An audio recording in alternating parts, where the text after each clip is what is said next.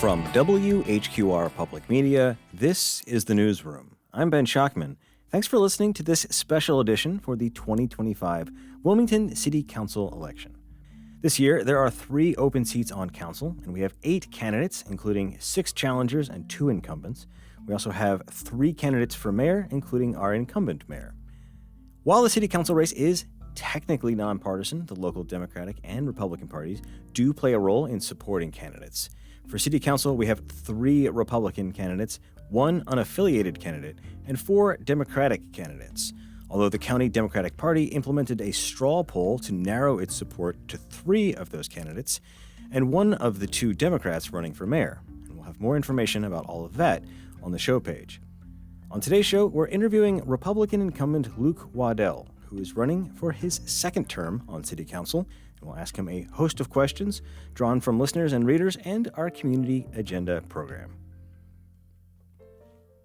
All right, Luke Waddell, candidate for re-election to the City Council of Wilmington. Thanks for being here. Yeah, thanks for having me. It's been a while. It's been a minute, yeah. So before we get into the policy stuff, we've been asking all the candidates just to say a little bit about yourself, let people know who you are. Great. Yeah. Again, thanks for having me. My name is Luke Waddell. I had the privilege of serving on Wilmington City Council for the last 4 years, so I'm coming up to the end of my 1st term and running for re-election. Originally, I was born and raised in New Bern, North Carolina. I moved here directly after college, and Wilmington has been home ever since. Started my business here, met my wife here, and started our family here.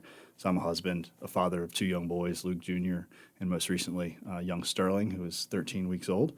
So it's busy time at the moment in the Waddell household. I am a business owner, and serving the people of Wilmington over these last 4 years has been certainly one of the greatest honors and privileges of my lifetime, and it's a responsibility I take very seriously and look forward to doing for another 4 years. All right. We've also been asking all the candidates, because this is technically a nonpartisan race, but it's often the first question that pops up when people's image pops up on that New Hanover County Board of Elections page. So what party, if any, are you affiliated with and why? Yeah, my political affiliation is I'm affiliated with the Republican Party. I'm a registered Republican. Throughout my time in office, I've made it a priority to be direct, transparent, and certainly accessible to everyone that I represent. That's kind of the beauty of local politics, is that most things really aren't viewed through a partisan lens. And really what you're doing is solving problems for your friends and your neighbors throughout the city. And that's one of my favorite things about being in office. All right, let's get into it. One of the first issues we hear about when we're out in the community is affordable housing. And fair range of debate about what that actually means and how it should be tackled. So, at a high level, how do you think about this issue? Well, I'm sure your listeners are certainly aware of the broad spectrum of affordable housing and what all it means. Anywhere from a moderate AMI that 30 to 80% AMI, all the way down to your full on subsidized housing. So it kind of covers that broad spectrum.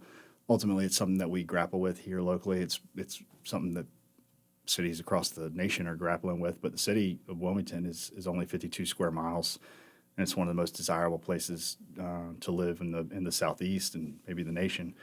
Consistently, we're topping national charts on best places to live, and so people are certainly coming here.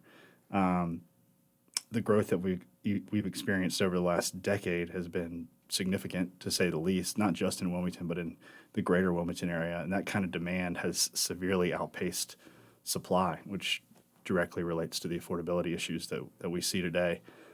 The city has made significant investments. We've dedicated roughly 1 cent, about $3 million a year, to an affordable housing fund. And that's something that we've utilized to leverage with low-income housing tax credit developers, folks who are providing some form of workforce housing with the city, and it's been fairly successful. It's resulted in a lot of affordable units. I don't know the exact number over the last 4 years, but we've seen a lot of projects come through that have been leveraged with that money. But I've been a proponent that we're not going to tax our way into housing affordability. A study by a National Association for Home Builders said that roughly 40%, up to 40% of the cost of producing a unit, a housing unit, typically a multifamily housing unit, is regulation.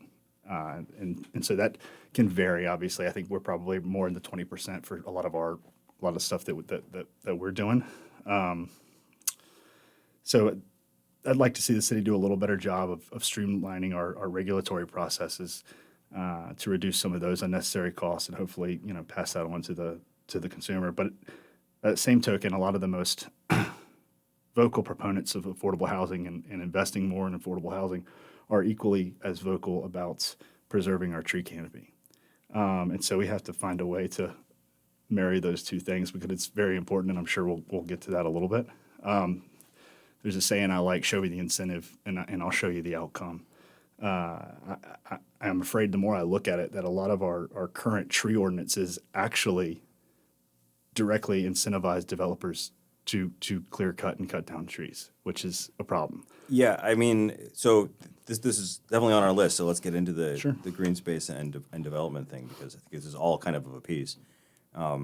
We have definitely seen the cost of cutting down old growth trees and replanting newer trees just baked into a development. It doesn't seem, especially if you are, I'm not trying to be a pejorative, but it seems like if you are not from here as a developer, and this is just kind of an abstract penciling out issue.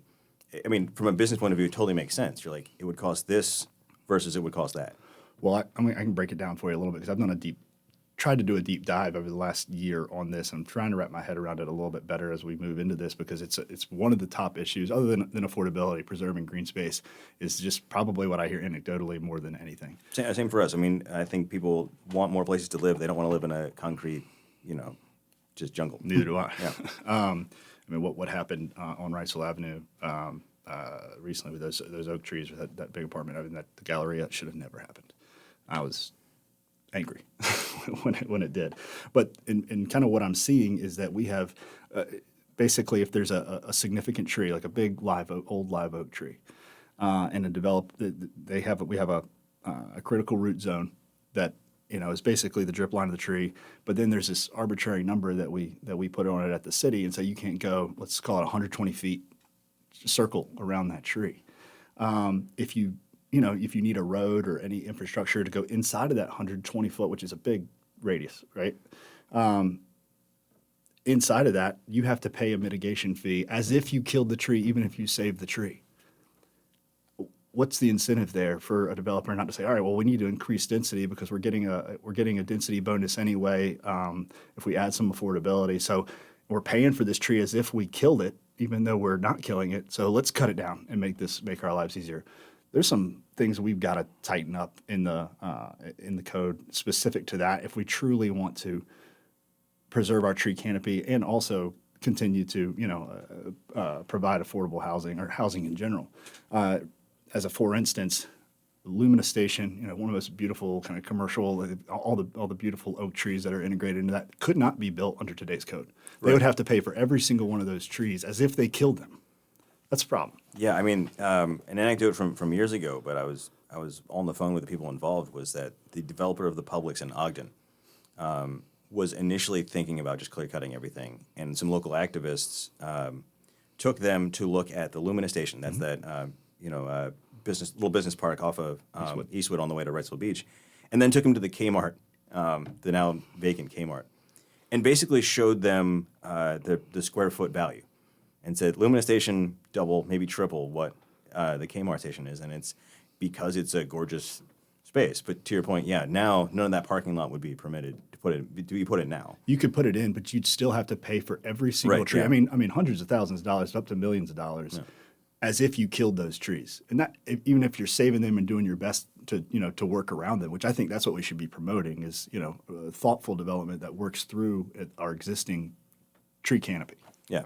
So a related issue to that, and this is the other part I hear, as much as I hear people clamoring for more affordable housing, which from a supply and demand point of view means more units, is also I have yet to see a larger multifamily project proposed without pushback. Without people saying development's out of control in Wilmington and our region writ large. So how do you walk that tightrope where you're trying to say, like, all right, the market is demanding stuff. We have certain by right developments and certain reasonable requests from developers, but also people feel like they are every week losing some of the character of this place. Well, I agree with him to a certain extent. I don't think we need to build on every square inch of the city. I think there's some places that high density development is reasonable and probably what we want, specifically in the downtown area where the city purchased the Skyline building and we're selling parcels around that. I'd love to see all of that be dense, beautiful tall buildings that's kind of are coming around there. It makes sense there. Aesthetically, it makes sense there. But packing in the most dense things that we can do in a lot of these neighborhoods is something I think I've kind of seen enough. And as it continues, yes, it actually does depress the affordability. You're kind of seeing rents drop off a little bit. They're not just climbing up like they were in 2021, 22. We've seen a plateau and even a little decrease, and that's directly related to the supply. But we have to kind of juggle what the community really wants and who we want to be. And so there's certainly going to be a lot more adaptive reuse. There's going to be, some infill development where you've got 2, 3, 4, 6 unit townhomes. That to me is organically creating affordability while also working through the quality of life that we want the city resident to have. I'm curious because this is not split along partisan lines at all. But just in terms of Wilmington's downtown skyline, do you feel like people are ready for? I mean, skyscrapers would be a bit much, but for like a more robust skyline. Yes. Yeah. Mm-hmm. A guy you probably know, McKay Siegel, told us once at a housing forum that if we're up to him, he would build like 1 mile tall building like a Burj Dubai, and then leave everything else green. You turn McKay loose, and who knows what's going to happen. That's true. All right, so last question we have about housing, and this is sort of the bottom end of the housing spectrum, is homelessness. Mm-hmm. Something no one has been talking about at all recently. Certainly. So what is your take on this? As your listeners and you are certainly aware, this is a major issue in our city, and it's a growing issue in our city. We have a truly compassionate community. I believe that, and I'm thankful for that. That's a good thing. We have a constellation of nonprofits that the city funds. We have affordability components that the city funds. Those nonprofits are well equipped to offer services to homeless in our city, the people who want it. I'm currently working to utilize some of the aforementioned affordable housing fund to build additional units for the homelessness with Eden Village. I mean, they're doing some incredible stuff there, and I don't think they get enough support. I aim to change that. Simultaneously, though, it's my position that the city owes it to everyone to prioritize public safety. I recently put forward a public camping ordinance, as I'm sure you're aware, to council, and after lengthy, I think almost a 2-hour discussion, sometimes heated discussion, we tabled it until the first meeting of September. I believe the mayor tabled it, and it was seconded. I opposed that, but this is not a novel concept that I was proposing. In 2024, the Supreme Court ruled that municipalities can create ordinances governing public camping. Since that time, according to my research, over 150 cities across 32 states have enacted public camping ordinance, basically rushing to do something that they needed to do. 42 of those cities are in the state of California. I believe one of them is San Francisco. I mean, folks who have been really, really critically experiencing issues with homelessness over the last decade plus are saying, okay, we understand that we have a compassionate community, we want to try and help, but at the same time, we've got to preserve our public spaces, we've got to prioritize public safety, and our streets, our sidewalks, our businesses deserve to be clean and safe spaces for everyone. So I do want to ask, I don't want to spend the whole time talking about this because we've got a lot of issues to get to, but I'm curious, when I talk to law enforcement, they don't necessarily have any problem with the ordinance you put forward. Mm-hmm. I think one of the concerns is that people will think, and I'm not saying this is your intent, but that people will think that this is a silver bullet. Sure, it's not. And if it doesn't work, that they will then turn to the police department, WPD, and say, why are you guys not cleaning up Wilmington? Well, I'm going to take the chief evangelist's recommendation. He said this is another tool in the tool belt that we need. It condenses a lot of ordinances that are spread out throughout the city code, and it also adds a couple more that give them some tools that they need to be able to keep public spaces safe and clean. To me, hearing that from the chief is a full-on we're going in the right direction, but also that peer cities across the nation are looking at doing this and are implementing it quickly. To me, it's a no-brainer. We're not reinventing the wheel here. We can walk and chew gum at the same time. We can prioritize public safety in this city and also be a compassionate community that offers services to people who need it and want it.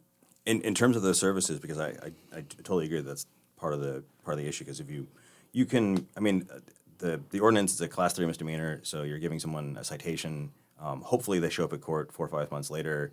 But under the most extreme interpretation of structured sentencing, maybe they're getting 10 days in a detention center, cost the county $1,000, and they're back on the street.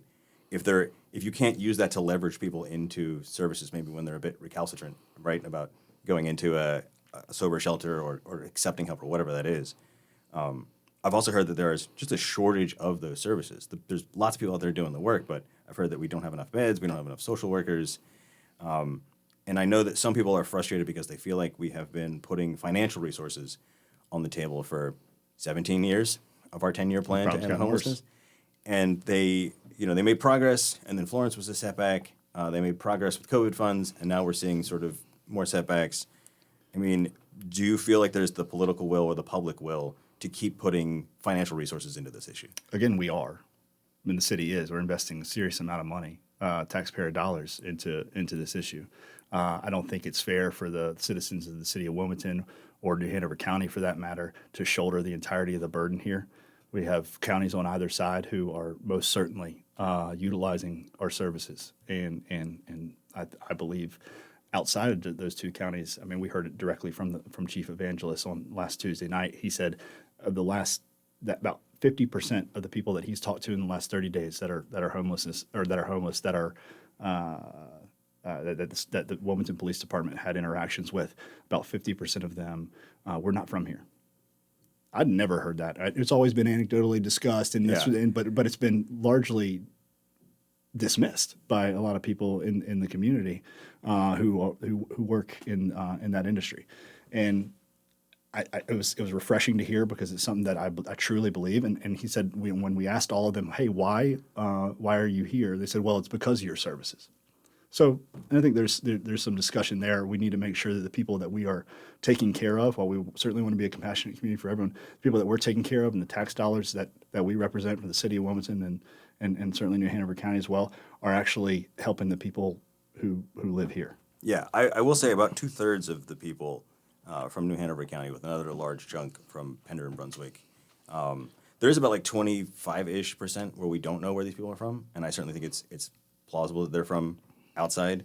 I know law enforcement also spends a lot of time dealing with people who are dealing with substance abuse. And I have heard, like you, a lot of anecdotal evidence that people have come to the Wilmington area because there are a number of, well, there's a whole range of recovery services, from the high-end clinical stuff to the sort of bare bones, Oxford House style, where it's just, you're paying a minimal rent. Right. And it's, it's faith-based, and it's not as expensive as, or radically less expensive than the clinical stuff.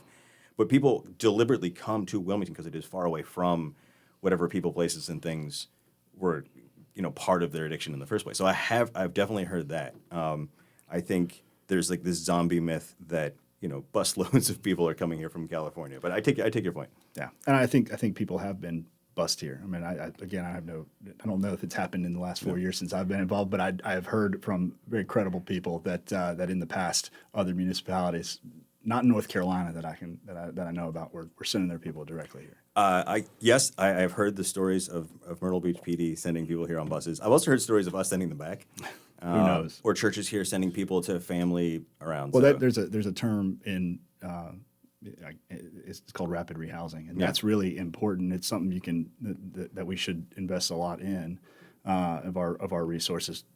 And certainly getting people housing here is great, but also rapid rehousing is a way that you can connect somebody with their direct resources, their family, whether it's here or wherever it is. But if you can do that first, I mean, that should be a priority. Yeah, I agree with that. And I certainly think one of the things the county has been talking about is, looking at the funding situation, because right now there's really no budget for either nonprofits or law enforcement to take people back to where they're from if that's something they want to do. There's just no money for that. I mean, that's expensive. So, all right, I do want to move on because we got a lot. Please. Something to get to. I want to talk about economic development. Mm-hmm.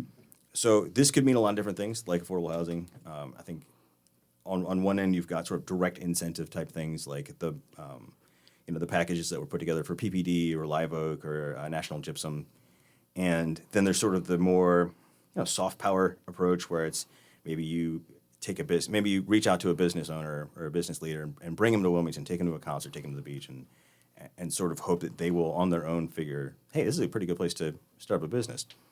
So all that being under that umbrella, like how do you think about economic development from the city's point of view?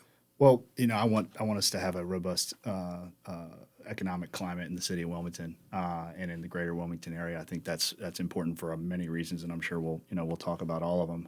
And to what end the city can affect that and be helpful. I'm all for it. I think we've seen some real ROI in the investments that we've made. Just that were pretty small investments, but to PPD and Live Oak and these kind of companies that have grown right here at home and just blossomed into some beautiful things that provide incredible jobs for the people here. I saw on a report the other day that basically, I think over the last 10 years, our economy has gone from about 40% hospitality now down to 16%. So we're a lot more robust in our opportunities, and I think that's a good thing.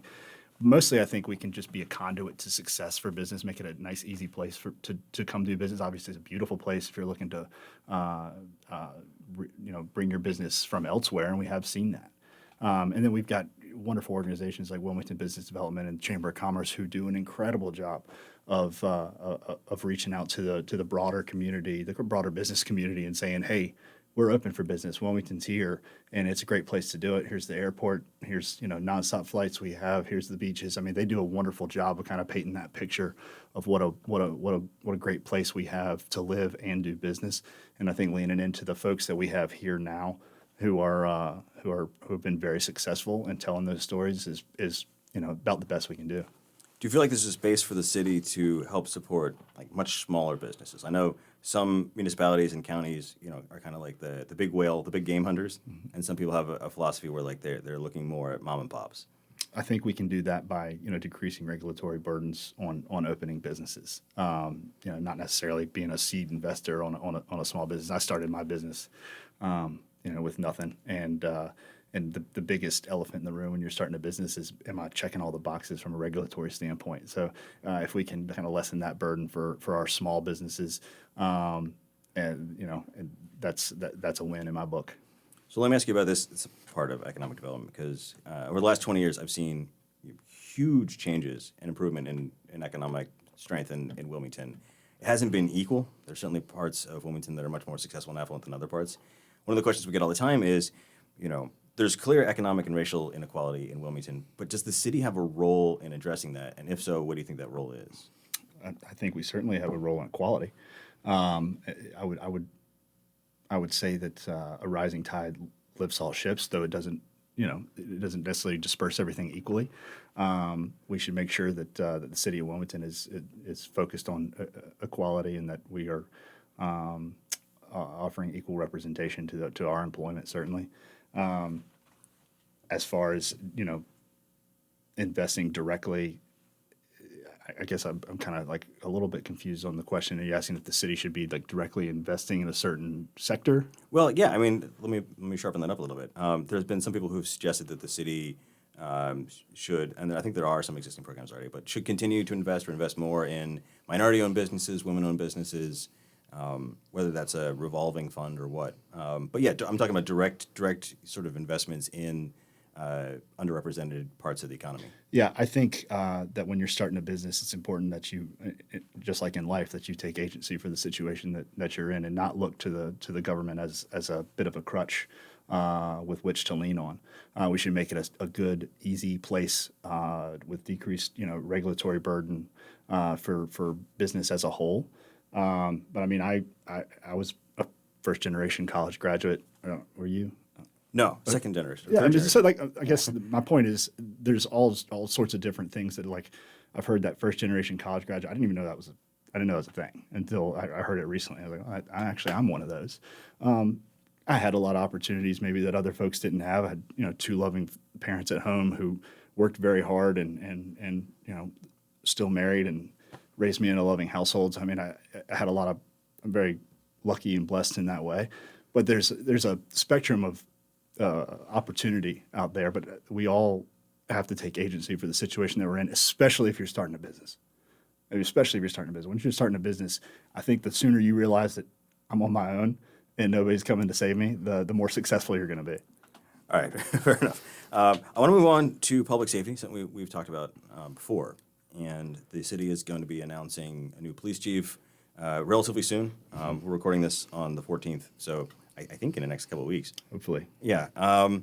And so, I mean, some people feel like anytime you get a new change of leadership, it's always a chance to stop, reevaluate, think about the things you want to double down on, reinvest in, things that you might want to do differently. So how do you think about public safety right now, and where would you like to see that go? I am excited about this new police chief to breathe some fresh blood and new vision into the Wilmington Police Department at a time where I think it's desperately needed. I believe we're at 211 sworn officers. I think 278 is the number that we're supposed to be at, maybe 280. So, I mean, we're about 70 some officers down. That's a lot of the public safety issues that we've seen over the last couple of years, I think, are directly related to that. Culture is, I believe, a major part of that. Also pay. I think the city of Wilmington, I'm done playing patty cake with all the rest of the municipalities. So if you're listening, the rest of the municipalities, we're coming for you. I think it's time that we lead. I mean, we are the economic engine for this region, and our police department should lead the way as far as pay. Not just pay, though. I think we've really kind of missed the boat on is retention, and what I hope to see is a serious plan for retention bonuses for our folks who've been here a while. It costs a lot more to train a new police officer than to keep these veteran ones that we've had for a long time. I promote, I was a big proponent of transparency in their promotional structure, some increase in pay, which we did last year. I still don't think we're benchmarked really, but this is probably my highest priority rolling into this next 4 years. I've definitely heard the concern that, it definitely costs more to train someone new than to keep someone. But also, from both law enforcement and the public, I hear a real concern about the loss of institutional knowledge. If the senior officer on the scene of a homicide, has only a few more years' experience than the most junior corporal on the scene, like that's going to cause liability issues. It's going to cause bad turnout, bad outcomes for the investigations.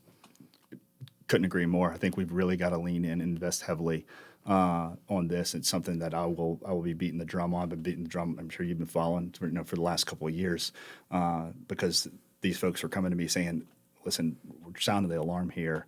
We need help at the police department." I think I want them to know that we heard them. We're making those changes. We're doing what's necessary to keep the city of Wilmington safe and the Wilmington Police Department operationally efficient. As a follow-up, in terms of the policing style, for the last 4 or 5 years, it's been very heavily focused on community policing. Are you thinking about like a major change in the way WPD operates, or more just in terms of restaffing back up and maybe repairing morale a little bit? Yeah, I don't want to get too micro on this because I don't think it's fair to me as a councilman to kind of dictate how an incoming police chief will operate. I want to give him some latitude, him or her, some latitude to come in here. You're not the first council person to slip up, so don't worry. To come in here and work with our new city manager, Becky Hawk, who's phenomenal, hit the ground running. I mean, she is an absolute firecracker for this city, and I couldn't be more excited to have her here. But have them kind of start working closely together. I think we'll see a plan really quickly, and hopefully to staff back up, get to operational readiness, and continue doing the good work the Wilmington Police Department does. But I don't think it's fair for me to kind of dictate what that looks like, and certainly don't want to micromanage before somebody even comes in the door. One more part of public safety I want to ask about, and it's not been as high profile, and that's the fire department. And I have heard maybe less vocal, maybe less drastic concerns about morale, but very similar concerns about retention and recruiting. And to your point, kind of a similar arms race with other counties, other municipalities, other departments to try and keep some of the best folks on that department. Look, I love the men and women of the Wilmington Fire Department, and I try and get over there as much as I can. My 2-year-old Luke Jr. likes to look at the fire trucks and thinks it's the coolest thing in the world. And I try. They do incredible work for this community. I mean, when something bad happens, they are there. So I was a big proponent of getting their pay increased as well. Looking into this next year, they do not have the staffing capacity issues that we're seeing at Wilmington Police Department. So for me, it's a real, I can see where the priority is. You can see where the crime is increasing. I know that a lot of people say, hey, violent crime was down last year. It was down by like a murder or two, which is great. But property crime was up 21% year over year. And that was the highest year-over-year increase of any city in the state.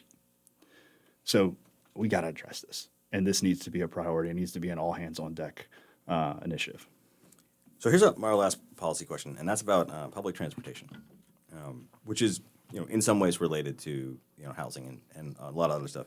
But for years, the city has been the most stalwart local funder of WAVE. They get a lot of federal money, but the county's been in, the county's been out. There's some debate about what their role is and should be, and I think right now they're being fairly supportive from a financial point of view.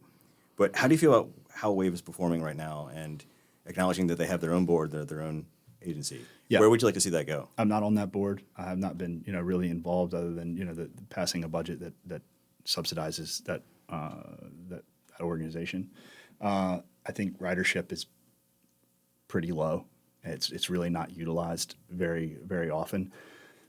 All that being said, when I was running 4 years ago, I probably even had a more reductive view of public transportation. It's not something I utilize every day or ever. And but I saw every day a gentleman who was coming, getting dropped off. He had pretty severely handicapped, and he was going to work every day, and that's how he got to work. And it smacked me in the face that there is a segment of our population here who is trying to go to work, who is trying to just do what they can do, live their life, and they rely on WAVE exclusively. To me, I think we could get a little more tailored, a little more narrowly focused to those individuals, and not have maybe lean in a little bit more to the micro transit portion. Because really these giant buses that have one or two people in them, it doesn't. The math doesn't work. Not that it's supposed to be a big money maker. Even if it was a small subsidy, I get it, because it does serve a purpose that I see.